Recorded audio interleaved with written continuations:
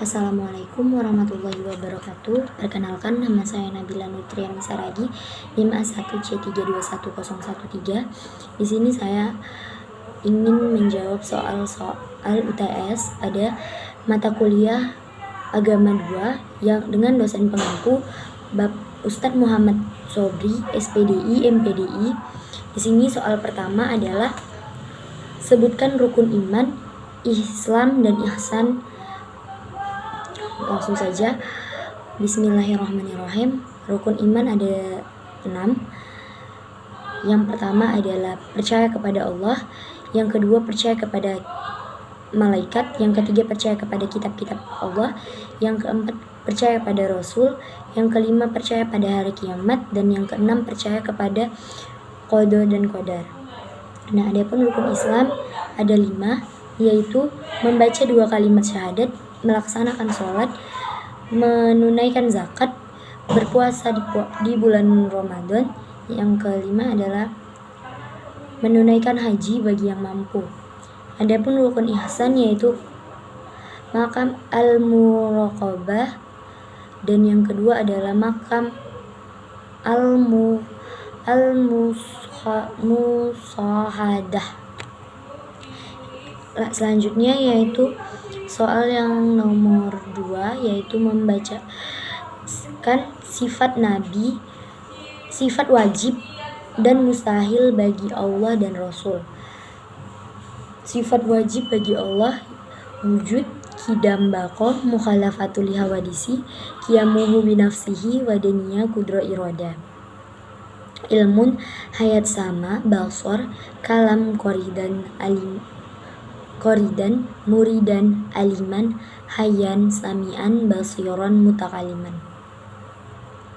Adapun sifat mustahilnya yaitu adam, hudus, fana, mumathalatul lil hawadisi, ihtiyat li ghairihi, ta'adun, ajzun, karaha, jahlun, mautun, sum'un, umyun, bukmun, ajizan, mukrohan, jahilan, mayitan, asaman, a'ma, abqaman. Nah, adapun sifat wajib dan mustahil bagi Nabi atau Rasul. Sifat wajibnya yaitu sidik, amanah, tablik, dan fatanah. Dan sifat mustahilnya yaitu khidzib, hianat, khitman, giadah, atau baladah. Maaf sebelumnya saya salah, yaitu baladah. Selanjutnya, pada soal selanjutnya yaitu membacakan bacaan sholat mayit sampai dengan selesai. Sholat mayit niatnya yaitu usolli ala hadzal atau hadzihil mayyiti arba'a, takbiratu fardhu kifayatin, imaman atau ma'muman lillahi ta'ala.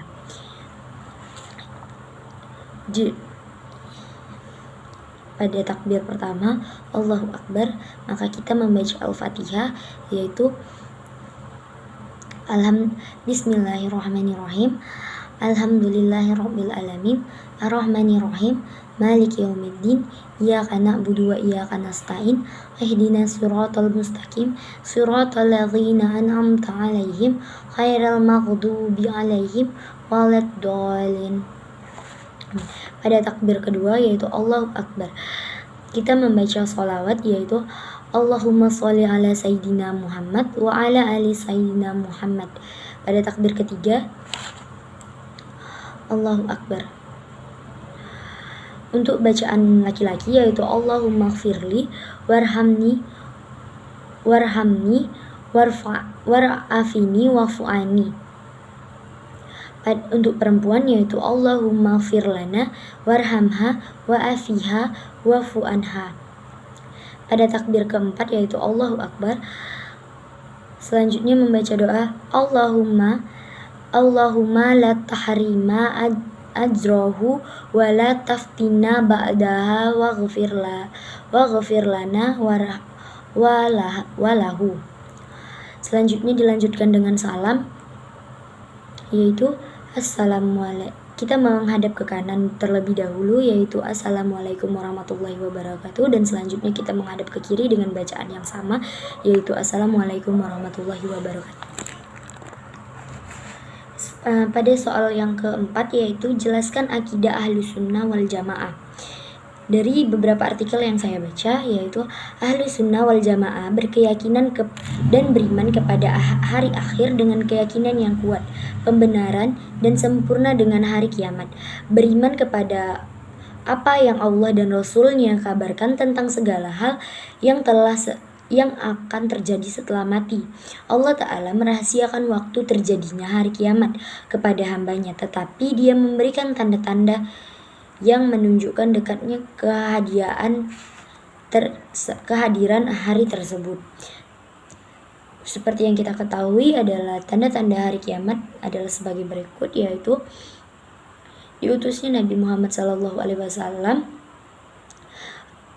sebagai penutup para nabi, wafatnya beliau, menaklukkan Baitul Maqdis, munculnya banyak fitnah mengikuti tata cara umat terdahulu dari orang Yahudi dan Nasrani, munculnya para dajjal dan mengaku-ngaku sebagai nabi.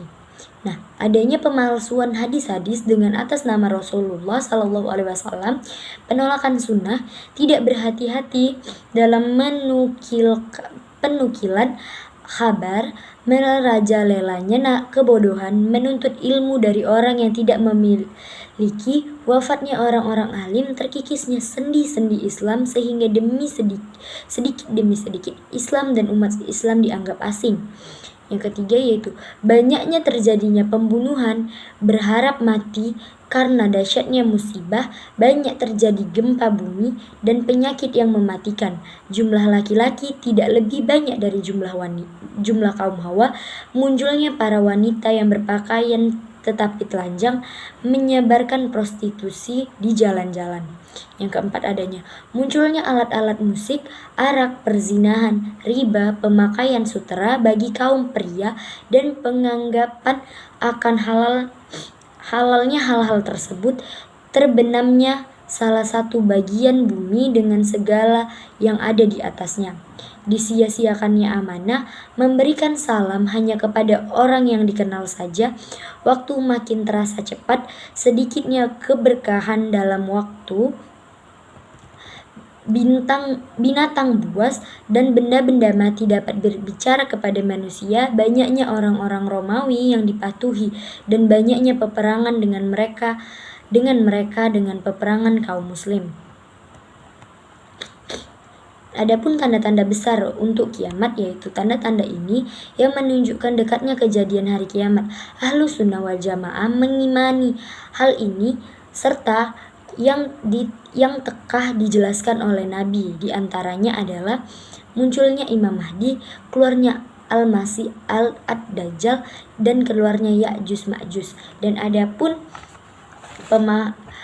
pemahaman dari Ahlul Sunnah wal Jamaah, yaitu pemahaman tentang akidah yang berpedoman dengan sunnah-sunnah Nabi Muhammad SAW dan para sahabatnya.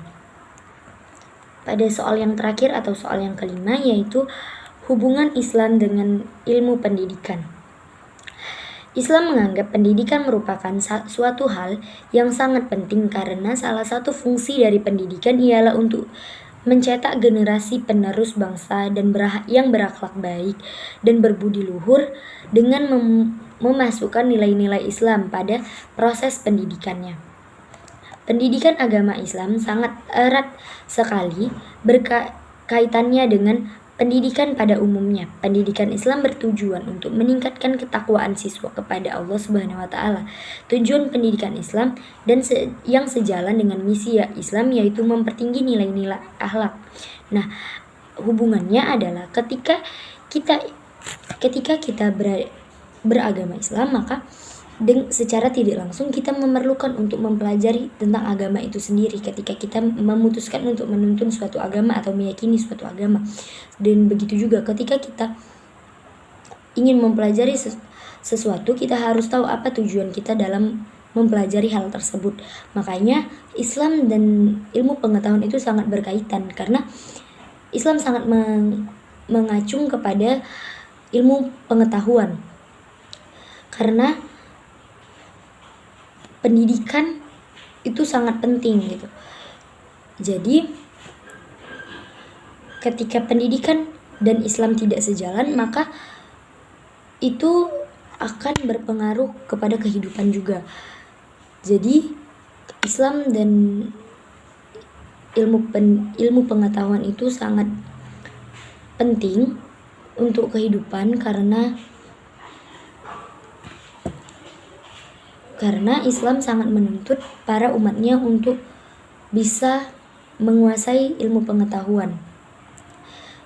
Seperti pada zaman Nabi sangat dikenal dengan ilmu pengetahuan yang tinggi, maka dari itu dia dipercaya untuk melakukan dakwah, sehingga pada saat ini banyak umat kita menjadi umat yang terbesar, yaitu umat Islam yang lebih banyak daripada umat-umat yang lainnya atau agama-agama lain. Itu saja menurut saya mengenai hubungan Islam dan ilmu pengetahuan. Ketika saya salah menjawab, saya mohon maaf. Terima kasih. Wassalamualaikum warahmatullahi wabarakatuh.